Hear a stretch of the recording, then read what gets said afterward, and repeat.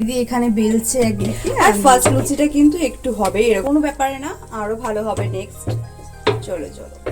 আর এদিকে তো আমি এক মনে লুচি ভেজেই চলেছি, দিদি বেলছে আর আমি ভাজছি। এই নিয়ে কিন্তু আমি দুবার কিন্তু লুচি ভাজবো। আমার বেশ ব্যাপারটা ভালোই লাগছিল, লুচিটা ভাজছিলাম।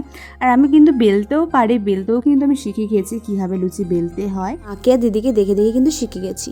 এরপরে তো লুচির বাটিটা পুরোটাই ভরে যাবে। দেখো আমি একটা স্লো মোশনের ভিডিও কিন্তু বানিয়ে ফেললাম। আর সকালবেলা পয়লা বৈশাখের দিনটা সবাই কিন্তু গরম গরম ফুলকো ফুলকো লুচি খায়, আর আমরাও কিন্তু ফুলকো ফুলকো লুচি খাবো।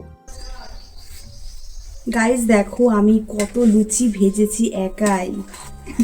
লুচি ভাজা কমপ্লিট হয়ে যাওয়ার পর কিন্তু আমার যা পরিমাণে গরম লাগছিল কি বলবো। আর আমি কি একটা কথা ভাবছিলাম ভুলেই গেলাম, তারপরে আমি কিন্তু ফ্যানটাও কিন্তু অন করে দিলাম। খেয়াল করো, আমি লুচি ভেজে আসলাম রান্নাঘর থেকে, আর আমার মুখটা জাস্ট দেখো টমেটোর মতো লাল টকটকে হয়ে রয়েছে, গাল দুটো টমেটোর মতো লাগছে। উফ, এবার একটু শান্তি লাগছে। যাই একটু ফ্রিজ থেকে ঠান্ডা জল খাই। ওই যে যেই ফ্রিজ খুলেছি তারপরে আমার মনে পড়লো ওই তো আঙুর রাখা রয়েছে, তাই আঙুর কটাও খেয়ে নিই।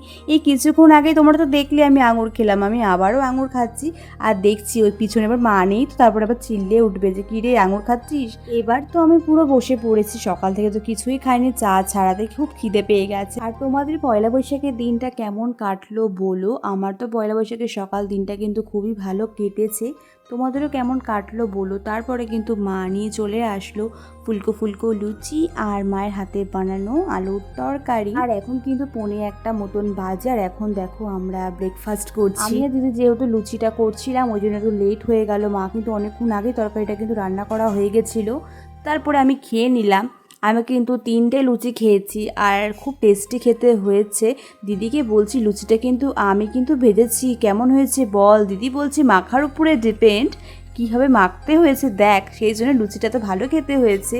আমি বলছি ভাজারের উপরেও কিন্তু ডিপেন্ড করে, আমি ভেজেছি ফুলকো ফুলকো লুচি। কালকে রাতে তো স্কিন কেয়ার করেছিলাম, সেই জন্য কিন্তু স্কিনটা গ্লো গ্লো করছে। পয়লা বৈশাখের দিনটা আমার এইভাবেই কেটেছে। তো বলো তোমাদের ব্লগটা কেমন লাগলো, লাইক কমেন্ট সাবস্ক্রাইব করে দিও। দেখা হচ্ছে নেক্সট ভিডিওতে। Bye, thank you for watching.